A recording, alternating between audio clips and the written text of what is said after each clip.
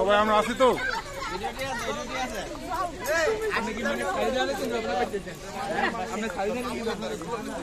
First exit onto Livoni Beach Road.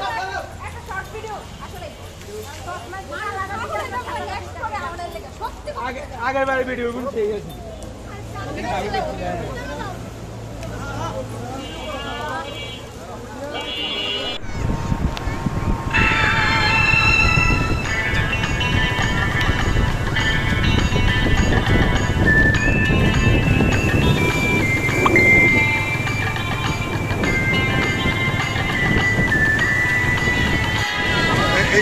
Lambo, vivan hoy, ya por Lambo, por Lambo.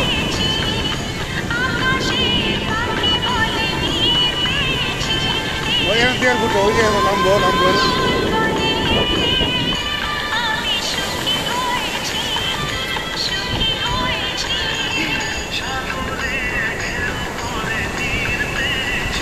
Sonic है क्या था?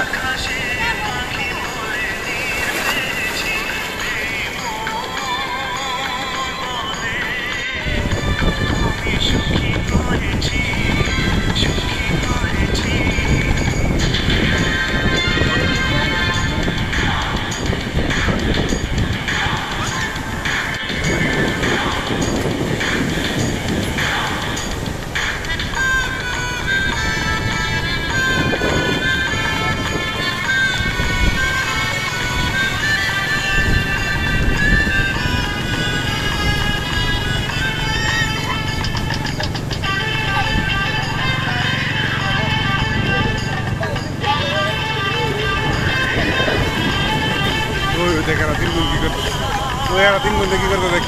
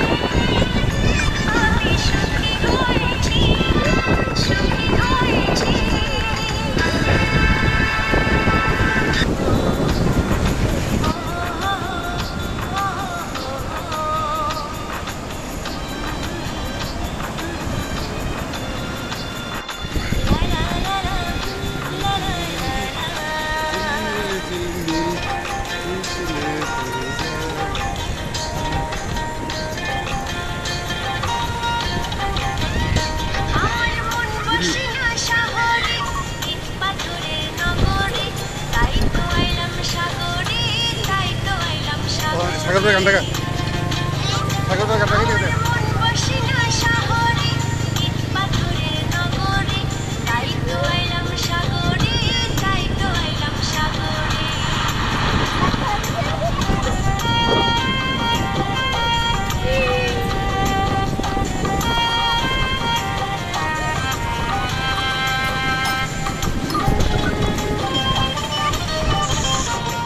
Block रहना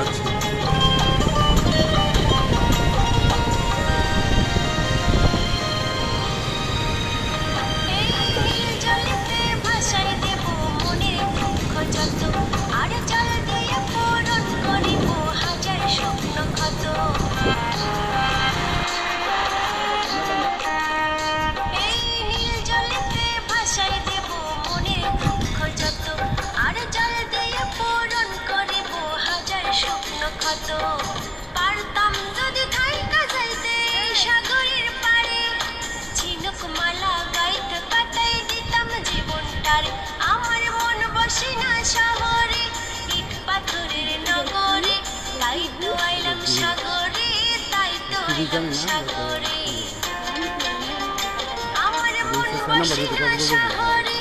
मंदिर जाते তাই তো আইলাম সাগরে, তাই তো আইলাম সাগরে।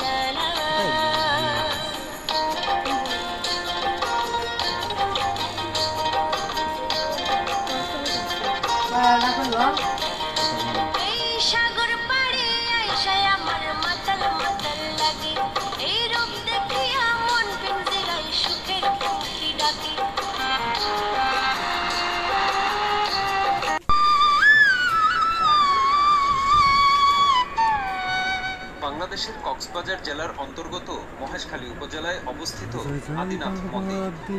এটি মূলত মহাদেব এর মন্দির। জনশ্রুতি আছে কোনো এক কৃষক এই দ্বীপের একটি বনের ভেতর মহেশ এর মূর্তি পান। হিন্দু পৌরাণিক দেবতা মহাদেব এর অপর নাম। এরপর এই দেবতার নামে একটি মন্দির তৈরি করে সেখানে ওই বিগ্রহটি স্থাপন করেন। পরে এই দেবতার নামের সাথে খালি শব্দ যুক্ত হয়ে এই স্থানটি মহেশখালী নামে পরিচিতি লাভ করে। উল্লেখ্য, এই মন্দিরটি বর্তমানে আদিনাথ মন্দির হিসেবে অভিহিত হয়ে থাকে। মন্দিরটি স্থানীয় মৈনাক পাহাড়ের চূড়ায় অবস্থিত। সমুদ্রপৃষ্ঠ থেকে এর উচ্চতা প্রায় 85.3 মিটার। দ্বীপের ভূমি থেকে এই মন্দিরে উঠার জন্য রয়েছে 69টি সিঁড়ি। এই মন্দিরের ভেতরে রয়েছে অষ্টভুজা দুর্গা মন্দির।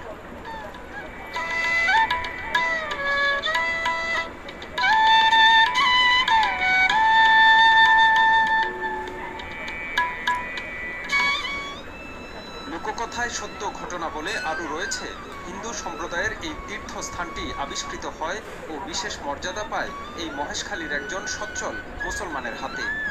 তার নাম নূর মোহাম্মদ শিকদার। তার একটি গাবি হঠাৎ দুধ দেয়া বন্ধ করে দেয়। এই ব্যাপারে তিনি রাখাল ছেলের উপর সন্দিহান হন এবং প্রতিদিন রাখাল ছেলেকে গালমন্দ দিতে থাকেন। মনিবের গালমন্দে অতিষ্ঠ হয়ে রাখাল ছেলেটি রাত্রিবেলায় গোয়াল ঘরের গাবিটিকে পাহারা দেয়া আরম্ভ করে, কারণ কেউ দুধ চুরি করে কিনা। গভীর রাতে সে দেখতে পায় গাবিটি গোয়াল ঘর থেকে বের হয়ে গভীর জঙ্গলের দিকে চলে যাচ্ছে। এদিকে রাখাল বালকও গাবিটির পেছনে অনুসরণ করতে থাকে। গাভীটি সোজা চলে এসে ওই কালো পাথরের উপর গিয়ে দাঁড়ায় এবং ওই পাথরের উপর দুধ পড়তে থাকে। দুধ পড়া শেষ হলে সঙ্গে সঙ্গে গাভীটি পুনরায় ওই নূর মোহাম্মদ শিকদারের গোয়াল ঘরে চলে গেলেন।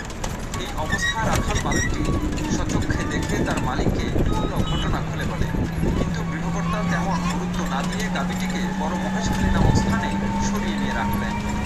এই সময় তিনি রাত্রিতে স্বপ্নে দেখেন যে গাভীটিকে দূরে লোহার শিকলে বেঁধে রাখলেও ওই স্থানে দুধ দেয়া বন্ধ হবে না এবং গাভীটির আসা যাওয়া কষ্ট হবে। তিনি আরও স্বপ্নে আদেশ পান ওই স্থানে মন্দির বেঁধে দেওয়ার স্থানীয় হিন্দু জমিদারকে বলার জন্য। ইতিমধ্যে সেই রাখাল ছেলেটি ওই কালো পাথরে একখানা ছোড়া দিয়ে শ্বাস দিতে থাকায় তখন অজ্ঞান হয়ে পড়ে। পরে তাকে উদ্ধার করা হলেও আর বাঁচানো যায়নি। আবার এই নূর মোহাম্মদ শিকদারি শিবের শক্তি অষ্টভুজাকে সুদূর নেপাল থেকে এনে এই মৈনাক শিখরে অবস্থান করানোর আদেশ পান এবং নাগা সন্ন্যাসীর মাধ্যমে 1612 সালে নেপাল স্টেটের মন্দির থেকে চুরি করে নিয়ে আসার সময় ধরা পড়ে যায়। জেলবন্দিও হয়ে পড়েন। যেদিন রায় ঘোষণা হবে তার পূর্ব রাত্রিতে এই নাগা সন্ন্যাসী যোগমায়া বলে মহাদেবের সান্নিধ্যে কৃপা লাভ করেন এবং মহাদেবের অভয় বাণী দেন। বিচারক তোমাকে যে প্রশ্নই করুক না কেন, তুমি নির্ভয়ে তোমার মুখ দিয়ে যা বের হবে তাহাই উত্তরে সেটির বড় উপায়। মহামান্য বিচারক নেপাল রাজাকে প্রশ্ন করে মূর্তির রং জানতে চান। রাজা উত্তরে ওনার মূর্তির রং কষ্টি পাথরের বর্ণনা দেন। আবার ওই নাগা সন্ন্যাসী উত্তরে বলেন, আমার মূর্তির রং সাদা। এখন মহামান্য বিচারক প্রত্যেকের সম্মুখে উন্মোচন করে দেখেন প্রকৃত সাদা রঙই মূর্তির আসল রং। তখনই নাগা সন্ন্যাসীর পক্ষে রায় ঘোষণা করা হয় এবং নেপালের রাজা ক্ষমা প্রার্থনা করেন। প্রকৃত ঘটনা জানতে উদ্গ্রীব।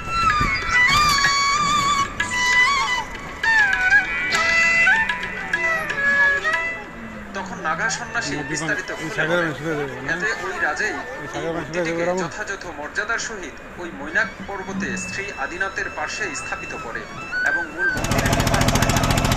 এখনো প্রায় সময় নেপাল সরকার মাঝে মধ্যে যথাসাধ্য অনুদান দিয়ে থাকে।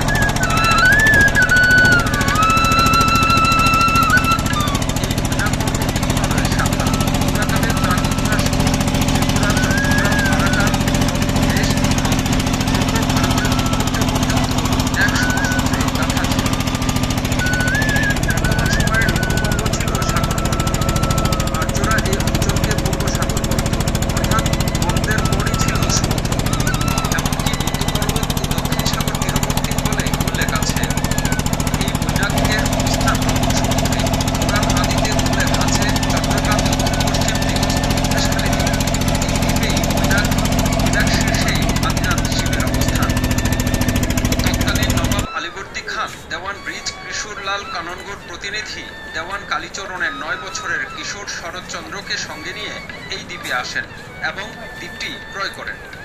পরে শরৎচন্দ্র ওই নাগা সন্ন্যাসীর সংস্পর্শে এসে দীক্ষা গ্রহণ করেন।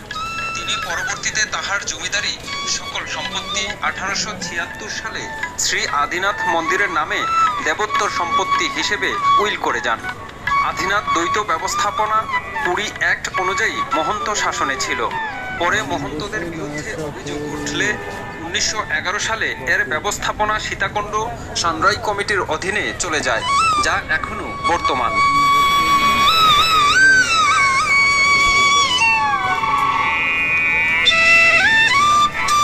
শুরু করা যাক। চন্দ্রনাথ পাহাড়ে ওঠার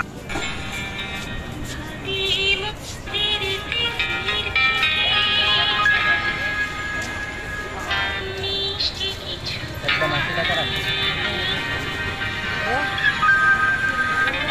দোকানে গেলে 150